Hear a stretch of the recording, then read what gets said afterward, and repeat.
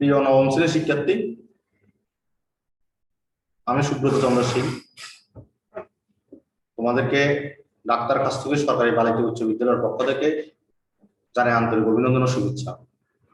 তোমাদেরকে আজ আমি তোমাদের গণিত বিষয়ের প্রথম অধ্যায় বাস্তব সংখ্যা কিছু সৃজনশীল প্রশ্ন নিয়ে আলোচনা করব।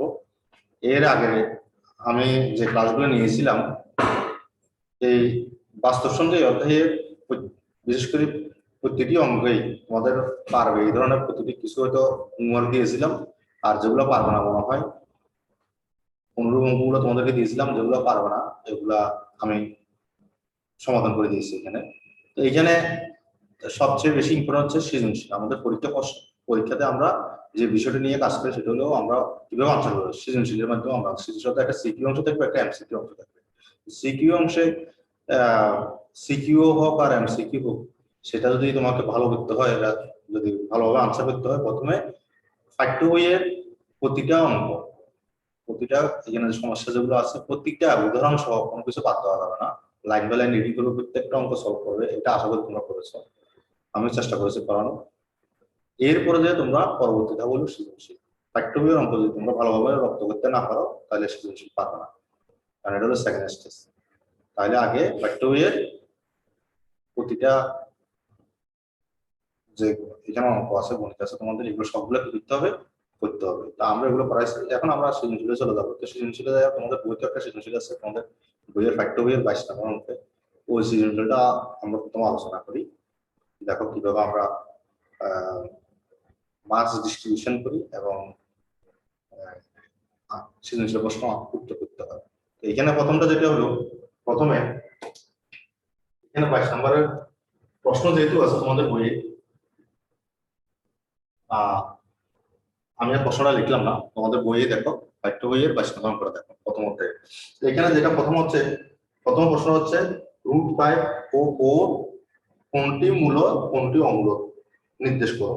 √5 কি মূলদ না অম্ল সংখ্যা, আর 4 মূলদ না অম্লদ, এই দুটা সংখ্যার মধ্যে কোনটি মূলদ কোনটি অম্লদ, বা না দুটোটা মূলদ না দুটোটা অম্লদ, এটা তোমাদেরকে নির্দেশ করার জন্য বলছে। তো এটা করতে গেলে আমরা মূলদ অম্লদ নিয়ে কাজ করছি। তো সেখানে আমরা লিখে ফেলি, প্রথমে √5 নিয়ে আসো, √5। তাহলে যেহেতু 5 পূর্ণ বর্গ সংখ্যা নয়, 5 কিন্তু পূর্ণবর্গ সংখ্যা নয়। 4 হইতো 2² 9 হইতো 3² কিন্তু 5 তো পূর্ণবর্গ সংখ্যা নয়। সুতরাং পূর্ণবর্গ রাইট নাইলে এটা বর্গমূল যদি থাকে তাহলে √5 একটি অমূলক।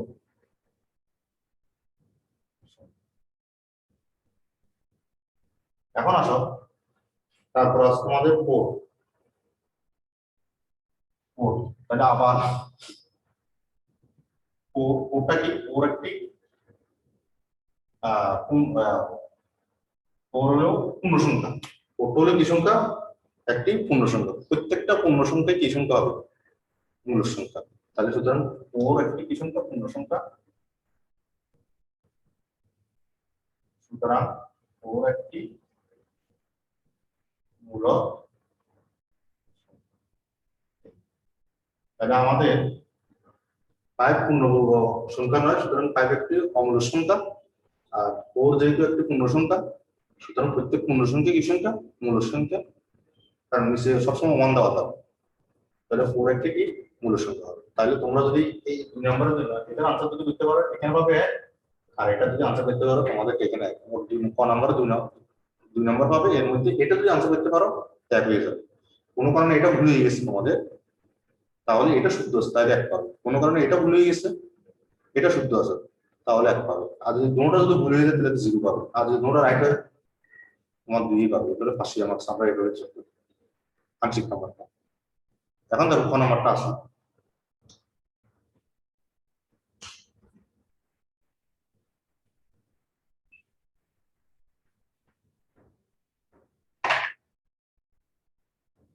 ক নম্বরে বলছে আমাদের √5 ও 4 এর মধ্যে দুটো অংশের প্রশ্ন হলো √5 ও 4 এর মাঝে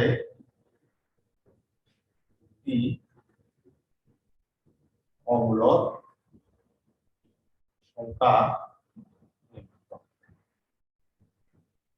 মাত্র দুটি, রুট এবং রো 5 এবং 4 এর মাঝে কয়েক হাজার কয়েক লাখ কোটি আছে, নির্দিষ্ট করা যাবে না, অনেক সংখ্যা আছে, এর মধ্যে মাত্র দুটো সংখ্যা তবে তো আমরা যেহেতু বইয়ে এই পড়াই ফেলছি এই সমস্যাগুলো আমাদেরকে, তো সুতারিতে কোটি অঙ্ক করা ফেলছি, তাহলে এগুলো আশা করি সমস্যা হবে না। আমি অত ডিফারেন্স বুঝাইতে যাবো না, শুধু পড়াই ফেলবো, এটা তো বুঝানো আগে হয়ে গেছে, আর মার্কসটা আমরা ডিস্ট্রিবিউশন করবো।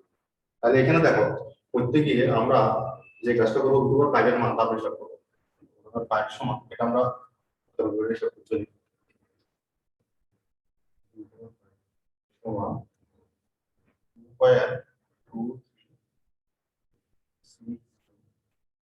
6 এরকম অনেক মান আছে। তার মানে আমাকে রুট 5 মানে 2.2 থেকে বড় হইতে হবে, আর প্রত্যেক কি হইতে হবে, ছোট হতে হবে। এর ভিতরে দুইটা অমূল্য সংখ্যা নির্ণয় করতে হবে। তো নির্ণয় করতে গেলে আমি মনে করি একটা এ সমান, এখন 2.2 থেকে বড় অনেক বড় রয়েছে, ধরো 2.30 দিতে পারবো, এর থেকে বড়, বা 2 থেকে বড় 3 থেকেও দিতে পারবো, এটা কোনো সমস্যা না। আমি এটা 2. আমি ধরো 30 দিলাম, 2. এটা 2. এটা দেশ, আমি এটা 30 দিচ্ছি, তাহলে এটা থেকে বড়, আচ্ছা কোড থেকে ছোট, ধরোটা ইম্পর্টেন্ট 30300 দিচ্ছি, 300 দিচ্ছি, এটা ডট ডট ডট। তার মানে আমি চাইবো না যে এটাকে পুনঃপুনিত দেওয়া যায়, উপরে যে আবৃত দশক অংশ প্রকাশ করা যায় সেটা আবার মূলত দেওয়া যায়, এই জন্য 30, এখানে 3030 লেখা যাবে না, বা 2.333 লেখা যাবে না, এমন ভাবে দেবো যাতে পুনঃপুনিত, যেমন এই যে এটা এক না, এটা এক না, এখন বোঝা যাচ্ছে। হ্যাঁ, তাহলে বি সমান আরেকটা নিয়ে দিই 2.33, তো আরেকটা ধরো 2.40 দিয়ে দিই, 40 এরকম ডট দিতে হবে, ডট না দিলে আবার এটা কিন্তু মূল হয়ে যাবে, তাহলে এটা ডট দিতে হবে। হ্যাঁ, এটা আমরা আগে আলোচনা করছি। তাহলে এখানে এ ও বি কি বাস্তব সংখ্যা, দুটো সংখ্যা বাস্তব সংখ্যা, এবং উভয়ে রুট 5 থেকে বড় এবং প্রত্যেকে ছোট, এটা দুটোর মধ্যে আছে, যে দুটো বাস্তব সংখ্যা ধরে নিচ্ছি আমি, দুটা এও এর মাঝে কি আমাদের আছে, অর্থাৎ এই কথাটা আমরা লিখতে পারি, এভাবে আইডিয়া দিতে পারি। তাহলে √5 থেকে আমার কি বড়, √5 থেকে আমার কি বড়, কি মানটা বড়, √5 থেকে আমার এটা বড়, স্কয়ার 3 ডট ডট ডট দিয়ে এটা কোড দিলাম, আর √5 থেকে এটাও বড় 2.40 দিয়েছি, এটা 40 400 430 দিয়ে ডট ডট দিয়েছি, তাহলে এখান থেকে এটা মাঝে অবস্থিত। সুতরাং √5 থেকে কি বড়, তার মানে এটা মনে হচ্ছে এ লেস দেন এটা প্রত্যেকে ছোট, এবং √5 থেকে এটা মনে হচ্ছে বি, এটা √5 এটা মনে হচ্ছে বি, বি কে প্রত্যেকে ছোট। তাহলে এখানে কি দেখা যাচ্ছে, আবার এও বি কে কিন্তু ভগ্নাংশ প্রকাশ করা যায়, এটা কিন্তু তোমার ভগ্নাংশের প্রকাশ করলে সেটা মূল হয়ে যাবে। তাহলে এ ও এ ভগ্নাংশ আকারে প্রকাশ করা যায়, ভগ্নাংশ আকারে কি করা যায় না, প্রকাশ করা যায় না। সুতরাং এই ও বি নির্ণয় দুটি অংশ,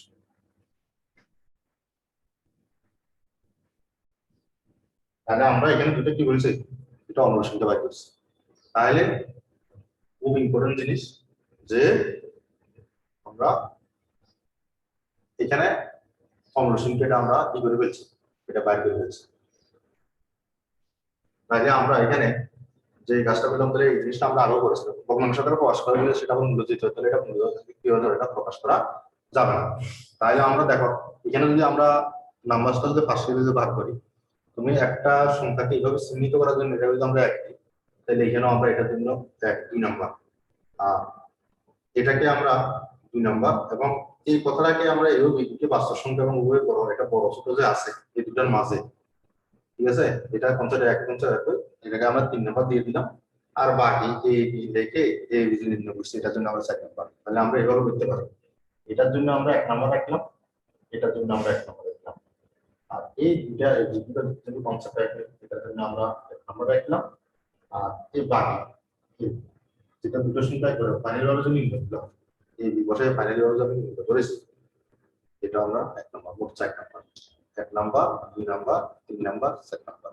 তুমি যদি মনে করো না একটা সংখ্যা যদি ধরা ভুল হয়ে যায়, তাহলে 1 নাম্বার কম পাবে, তাহলে কত পাবে? 1 2 3 পাবে, তিনটা অংশ ঠিক থাকতে হবে। হ্যাঁ, এটা তো এটা যদি কনসেপ্টটা যদি ঠিক থাকে তাহলে কত পাবে? 3 পাবে। হ্যাঁ, তুমি যতটুকু করবে ততটুকুই নাম্বার পাবে। আমরা এভাবে আমরা মার্কস ডিস্ট্রিবিউশন করে থাকি। তাহলে এটা হলো আমাদের দুটো, এভাবে আমরা সৃজনশীল আমরা পড়ে যাবো, এই জায়গাটা আমরা আশা করি পারবো, এটা আমরা আগে করেছিলাম। হ্যাঁ, এবার আমরা চলে আসি একটা অঙ্গ সংখ্যাটা কি করবো আমরা প্রমাণ করতে যাবো। আমরা এখন তাহলে একটা কি করবো, আমরা এটা একটা প্রমাণ করতে যাবো।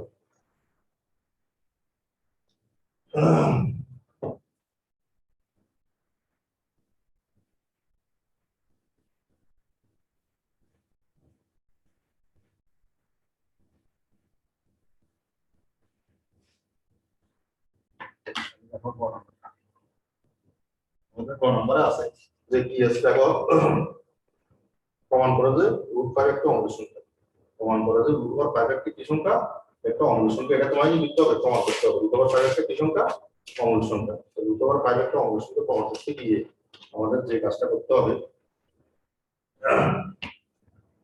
এটা অবশ্য আমরা পরেই দিয়েছিলাম একবার, √5 কে তারপর একটু করি, প্রমাণ করা যায় √5 একটি অঙ্গ সংখ্যা। এটা আমরা করতে গিয়ে আমরা লিখলাম ধরি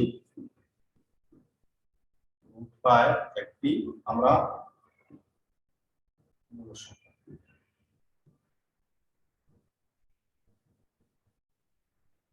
ঠিক আছে, এটা আমরা জানি, আমরা আগে তখন করেছিলাম একটা মূল সংখ্যা।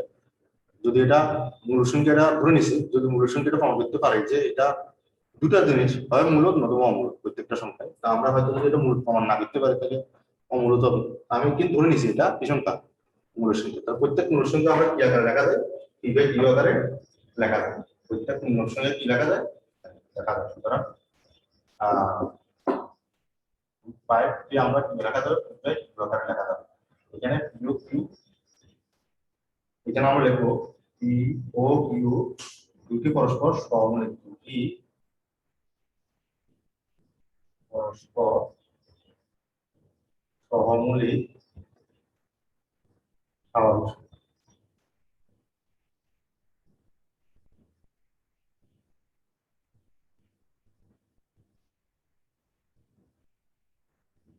পরস্পর সহমূলক স্বাভাবিক সংখ্যা, এবং আমরা লিখতে পারবো যে দুটি পরস্পর সহমূলক স্বাভাবিক সংখ্যা এবং ওয়ান এবং সুতরাং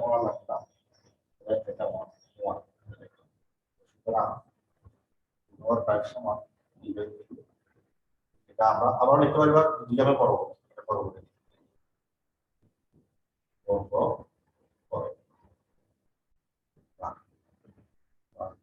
সমান স্কয়ার বাই কিউ স্কয়ার 1 5 কি দ্বারা বলবো স্কয়ার বাই কিউ স্কয়ার দ্বারা কি করে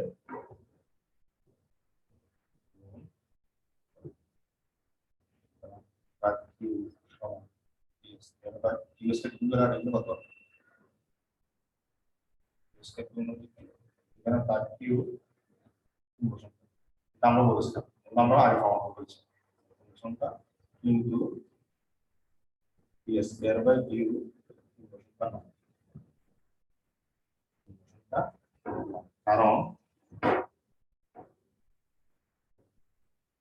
হলো আমরা এটা জানি দুই কি পরস্পর স্বাভাবিক সংখ্যা কারণ হলো কি কি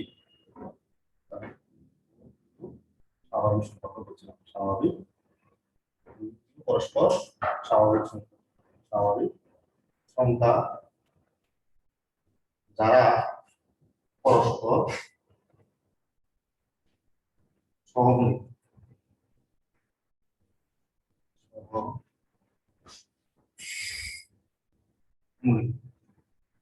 সহমূলক এটা আমরা জানি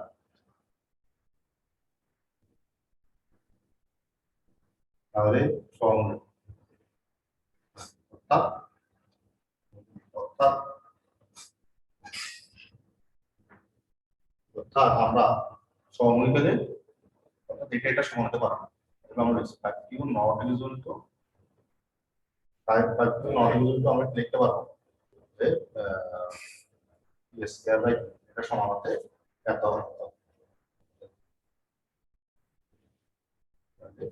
সুতরাং রুট ওভার 5 কে বাই কিউ আকারে প্রকাশ করা যাবে প্রকাশ করা যাবে না সুতরাং root over 5 not equal to Q by Q root over 5 equal to Q by Q এগুলো আমরা করেছি আগে যেহেতু এটা মূল সংখ্যা ধরে এটা করছিলাম যেহেতু এটা মূল সংখ্যা প্রমাণ করতে পারে না যেটা মূল সংখ্যা সুতরাং রুট ওভার 5 একটা কিছু হবে সুতরাং রুট ওভার 5 কি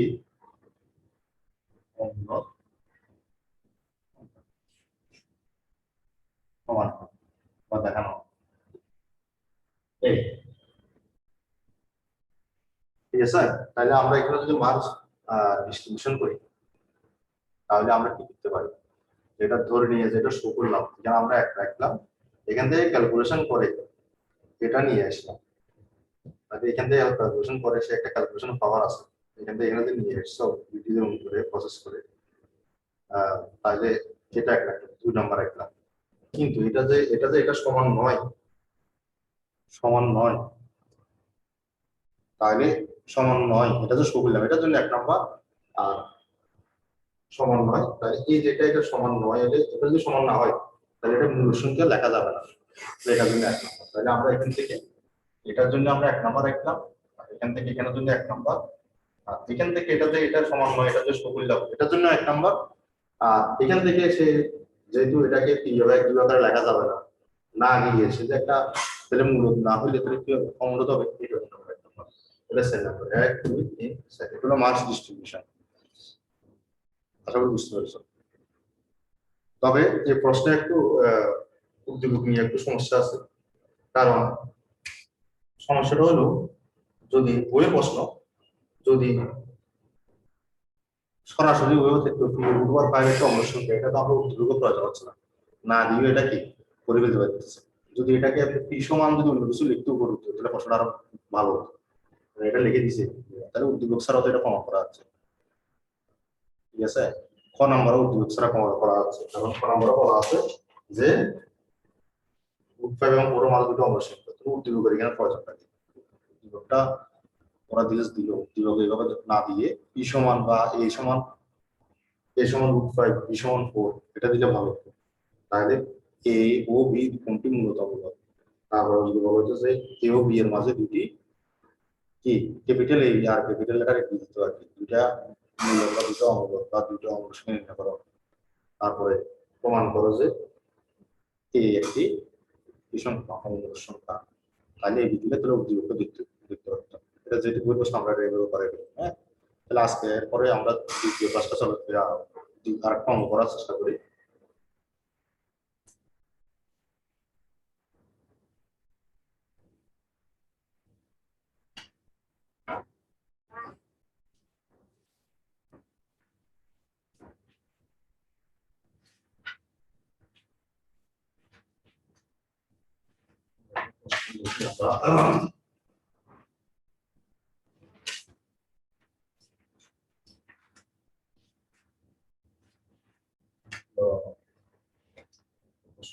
সমান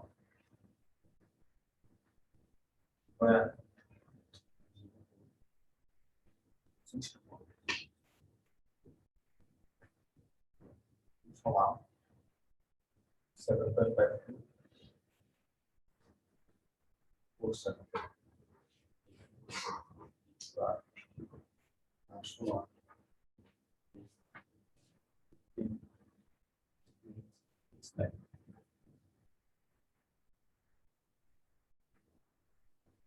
সমান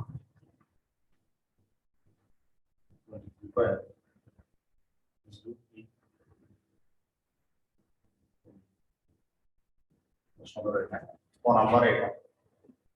ধরো আমাদের প্রশ্ন দেওয়া আছে ইকে সাধারণ ভগ্নাংশ প্রকাশ করো। সাধারণ ভগ্নাংশে প্রকাশ করো। নাম্বার বলি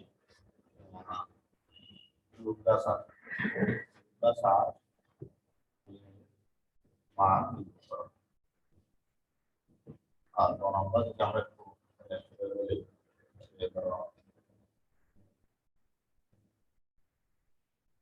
s minus u r আমাদের প্রশ্ন দিয়েছে।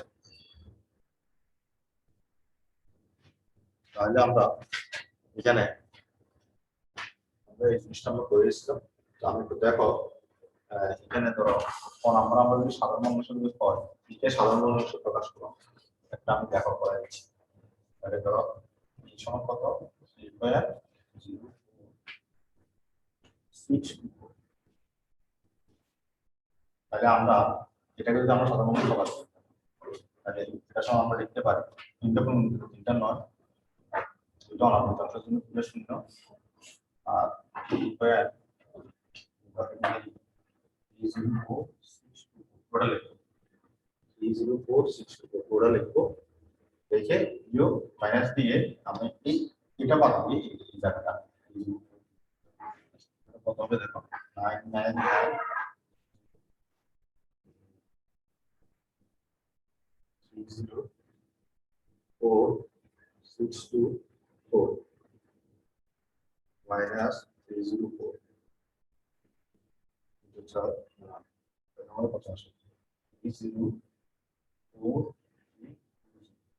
আমাদের এটা আছে এটাকে ভাগ দেব ভাগ 999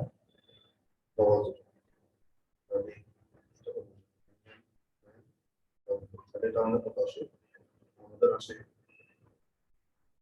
তাহলে শিখিয়ে দিচ্ছি আমাদের ক্যালকুলেশন মিলে আসে 50.1665 এটা আসে। আর যদি বলছেন এটাকে আমরা নিয়ে যাবো তাহলে এটা আমরা এটা যে কথা সমস্ত 1665 কত 7 এটা ক্যালকুলেটর মাধ্যমে করতে তুমি যদি এটা করতে পারো এটা নাম্বার এক নাম্বার এই লাইনটা করতে হলে এক নাম্বার আর বাকি যেটা করলে এটার জন্য এক নাম্বার তাহলে তুমি দুই নাম্বার পেয়ে যাবে দুইটা অংশ। এইভাবে কিউ প্লাস আর তাহলে তুমি কিউ কে আগে কি করবে সাধারণ ভগ্নাংশ প্রকাশ করবে আর কি করবে পরে সাধারণ ভগ্নাংশ করা যাবে না এটাকে তোমরা দুইটা সদৃশ করতে হবে। আমরা যোগন কপি করাইছি যে এটা এবং এটা দুইটা কি করবে সদৃশ করবে। সদৃশ মানে পুনরাবৃত্ত অনাবৃত অংশ যতটা এখানে ততটা হবে আবৃত অংশ যতটা অবৃত এটারও আরো আবৃত অংশ ততটা হবে হয়ে অনাবৃত আবৃত তুমি দেখতে পাচ্ছ এখানে হচ্ছে 3 ঘর এখানে হচ্ছে 2 ঘর তাহলে আবৃত অংশ হবে 3 আর 2 লসাগু 6 ঘর আর অনাবৃত অংশ এখানে হচ্ছে 1 ঘর আর এখানে হচ্ছে 3 ঘর তাহলে অনাবৃত 3 ঘর তাহলে দশমিকের পর তুমি বুঝতে হচ্ছে 6 আর 3 9 ঘর অনাবৃত অংশ ম্যাক্সিমাম আর আবৃত অংশ লসাগু এটা আমরা করাই ফেলছি আগের ক্লাসে। এই দুটাই কি করে যোগ করে দিবে একটু যোগ করে দিবে আমি যেভাবে যোগ করছি ঠিক আছে। আবার এই অঙ্কগুলো আবার তোমরা আবার যদি হায়ার ম্যাথে যাও আমাদের অসীম দ্বারা তখন আবার আসে তখন আমরা সামনে অন্যভাবে করি তখন আমরা এটাকে এইভাবে করি এই যে এটাকে সরি এই যে অঙ্কটাকে সদৃশ ব্যাপারটা না এই যে জায়গাটাকে আমরা অন্যভাবে আমরা এটা কি করি পরে একটা সূত্র আছে অসীম দ্বারা সমষ্টি এইভাবে আমরা চাপ দিয়ে করলেও কিন্তু রেজাল্ট একই হবে তো ওইভাবে করি আমরা এইভাবে করি তো যার মধ্যে এভাবে করে হায়ার ম্যাথে এভাবে করি তাহলে আমরা এখন এইভাবে আমরা এটা করে দিলাম এটা সদৃশ করবো এটাও ঠিক একই দেখো s মাইনাস q আগে যেহেতু ফার্স্ট ব্র্যাকেটের কাছে এটা করে নেব তাহলে s থেকে এটা সদৃশ করে বিয়োগ করে নেব সদৃশ করব তারপর বিয়োগ করব করার পরে এটার সাথে আর আছে, আর দিয়ে আবার এটাকে সাধারণ মানুষ প্রকাশ করে, এটার সাথে একটা গুণ করবে, সব ক্যালকুলেটর করবে। তোমাদের কোনো ভেজাল না, শুধু আবৃত অনাবৃত অংশ বুঝতে হবে, আগগুলো তোমরা ক্যালকুলেট করবে। তা আশা করি তোমরা, আমি এই যে দুটো করে দিয়েছি, দুটো অঙ্ক তোমাদের আমার বাসায় কাজ দিয়ে দিলাম। এই দুটো অঙ্ক তোমরা একটা বাসায় প্র্যাকটিস করবে। আরো আছে আমাদের টেস্ট পেপার নাম, টেস্ট পেপারে অনেকগুলো বড় প্রশ্ন আছে, এখান থেকে অবশ্যই অত থেকে বড় প্রশ্ন কম আসে, কিন্তু এমসিকিউ সবসময় আসে। এমসিকিউ বেশি বোর্ডে যেগুলো আসছে সেগুলো বেশি ভালো করে প্র্যাকটিস করো। তারপরে তোমার সৃজনশীল গুলো, অথবা সৃজনশীল ভালো না পারলে বই আগে প্রথমে টেক্সট বুক অথবা পাঠ্য বইয়ের সবগুলো ভালো করতে হবে। পাঠ্য বইয়ের সবগুলো করবে, করার পর তারপর কি করবে, তারপরে পাঠ্য বইয়ের আনাচে কানাচে সব করে দেবে, যাতে কোনো সমস্যা না থাকে। তারপরে যে সৃজনশীল হাত দেবে, আগে পাঠ্য বইগুলো ভালোভাবে করতে হবে, সৃজনশীল আগে পারো। সৃজনশীল যখন ভালো পারো তখন দেখো এমসিকিউটা প্র্যাকটিস করতে করতে তখন চলে আসবে। অনেক কোনো অভ্যাস করতে হবে। ধরো টেস্ট পেপার আছে, বিভিন্ন ধরনের বই আছে, টেস্ট পেপার আছে, এগুলো টেস্ট বুকগুলো বোর্ডের প্রশ্নগুলো বিশেষ করে দেখবে, সলভ করবে। আশা করি এতে আর সমস্যা থাকবে না। গুরুত্ব আসুক না আসুক সেটা পরের ব্যাপার, কিন্তু সবগুলো পরিকল্পনা তাহলে তোমাদের এগুলো কাজে আসবে। তো আশা করি তোমরা এই ক্লাসটা ভালো লেগেছে। যদি কোনো সমস্যা থাকে তোমরা কমেন্ট করো, আমি পরবর্তী ক্লাসে তোমাদের এইসব সমস্যাগুলো সলভ করে দেওয়ার চেষ্টা করবো। তাহলে আজকে এই পর্যন্ত, তোমাদের সাথে আমার দেখা হবে পরবর্তী ক্লাসে। সবাইকে ধন্যবাদ।